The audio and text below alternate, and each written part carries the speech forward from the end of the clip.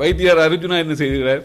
அவர் அவர் அவர் நடிப்புகளும் அதுகளை அந்த ஒரு கவர்ச்சியால் வந்துக்கிறத தவிர தேடிலே பிரபாகரன் ஏற்றுக்கொண்டு அவர் இந்தியா சொன்னது ஏற்றுக்கொண்டு செய்யுங்கோ நாங்கள் பின்னுக்கு செய்வோம் என்று சொன்னார்கள். அந்த நேரம் அவரும் அதை செய்யாதால அதிலேயும் தோல்வி அடைஞ்சோம். அவரை தெரிவு செய்தவர்கள் குறிப்பாக கவர்ந்த பெண்கள். இதால தான் அவர் வந்திருக்கார். 2 சீட் கோடிக்கணக்கில் காசுகளை வாங்கி கையை திருநதை வழியே எங்களுக்கு தீர்வான்ற வழியே காண இல்லை. எங்களோட கூட்டமைப்பினர் தான் குறிப்பாக நமக்கு அரசியல் தீர்வு காண்பதற்கு கிடைத்துள்ள 6வது சந்தர்ப்பம் என்பிபியின் ஆட்சி. முதலாவது சுதந்திரம் பெறும்போது சேர்ந்து வாழ்வோம்னு சொன்னார்கள், அதில் தவற விட்டார்கள் ஜிஜி பொன்னம்பலம் போன்றவர்கள். அடுத்தது 2வதாக 87 பிரபாகரன் ஏற்றுக்கொண்டு அவர் இந்தியா சொன்னது ஏற்றுக்கொண்டு செய்யுங்கோ நாங்கள் பின்னுக்கு செய்வோம் என்று சொன்னார்கள். அந்த நேரம் அவரும் அதை செய்யாதால அதிலேயும் தோல்வி அடைஞ்சோம். அதன் பின்னர் பிரேமதாசா காலம், சந்திரிகா காலம், அதன் பின்னர் நல்லாட்சிக்கு முண்டு கொடுத்து கொண்டு நின்றாங்களே தவிர கோடிக்கணக்கில் காசுகளை வாங்கி கையை திருநதை வழியே எங்களுக்கு தீர்வான்ற வழியே காண இல்லை. எங்களோட கூட்டமைப்பினர் தான் குறிப்பாக. ஆகவே அது சில பேர் அந்த எம்பியா இருந்தே சொல்லியிருந்தார்கள், கையூட்டல் வாங்கி தான் கையெழுத்தினர் என்று சொல்லி அந்த நேரமே சொல்லியிருக்கிறார். இப்படிப்பட்டவர்கள் போய் இன்று அனுர ஆட்சி வந்துள்ளது. அனுர ஆட்சி வந்து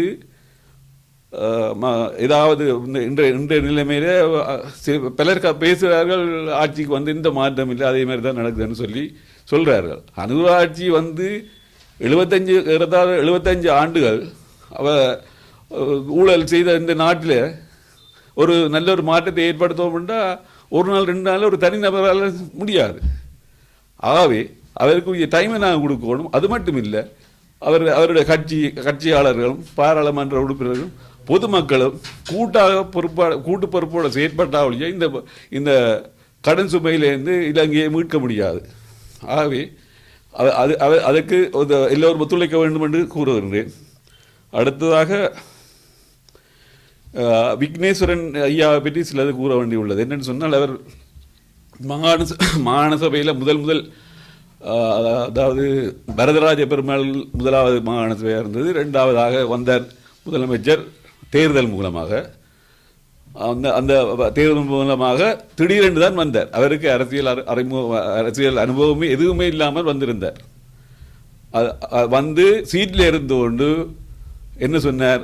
அதிகாரம் இல்லாத சீட்டில் இருந்து கொண்டு நான் ஒன்றும் செய்ய முடியாது. அவர் ஒரு படித்தவர், பிரதம நீதியரசர் இருந்தவர். அவர் செய்திருக்க வேண்டிய வேலை அந்த நேரமே சீட்டை விட்டு நான் இந்த குறிப்பிட்ட காலத்தை கொடுத்து இந்த காலத்துக்குள்ளே எங்களுக்குரிய உரிமைகளை திராட்டி, அதாவது காணி மற்றது பறிக்கப்பட்ட அதிகாரங்கள் கூட தந்தால் தான் நான் தொடர்ந்து செயற்படுவேன் என்று சொல்லி பதவியை விட்டு விலகி இருந்தால் இன்றைக்கு விக்னேஸ்வரன் எங்கே இருந்திருப்பார். ஆகவே அது அவர் செய்த பிள்ளை. அடுத்ததாக எங்களோட வைத்தியர் அர்ஜுனா அவர்கள். வைத்தியர் அர்ஜுனா என்ன செய்கிறார்? அதாவது சாவச்சேரி வைத்தியசாலையை பற்றி சொல்லி அது சிறந்த விடயம்தான். ஆனால் அவர் செய்ததை நிரூபிக்கவில்லை. அப்போ அதால் இன்றைக்கு பல வழக்குகளை சந்தித்து கொண்டிருக்கிறார். அது மட்டும் இல்லை, அண்மையில் போய் டாக்டர் சத்யமூர்த்தி ஐயாவை டிரெக்டராக உள்ள யாழ் வைத்தியசாலை டிரெக்டராக உள்ள சத்யமூர்த்தி ஐயாவிடம் போய் ரூமில் தான் பெரியாள் எம்பி,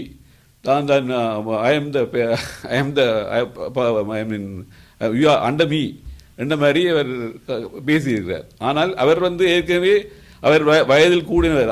டாக்டர் அர்ஜுனா இதர் சத்யமூர்த்தி ஐயாவை விட வயதில் குறைந்தவர். அது மட்டும் இல்லை, அவருக்கு கீழே வேலை செய்தவர். அவரை போய் இப்படி அவமதிப்பது அவர் மனநிலையே இப்படி புரிந்து கொள்ள முடியும். அவரை தெரிவு செய்தவர்கள் குறிப்பாக யுத்தம் நடந்தது ஏனென்று தெரியாததான் கூடுதலான வாக்காளரும், மற்றது அவரை கவர்ந்த பெண்களும். இதால தான் அவர் வந்திருக்கார் 2 சீட். அவர் நடிப்புகளும் அதுகளை அந்த ஒரு கவர்ச்சியால் வந்திருக்கிறத தவிர அவருக்கு இறுதியில் வர போகிறது விக்னேஸ்வரனுக்கு என்ன நடந்ததோ அதுதான் இறுதியில் அவருக்கு நடக்க போகுது. பொறுத்திருந்து பாருங்கள். அடுத்ததாக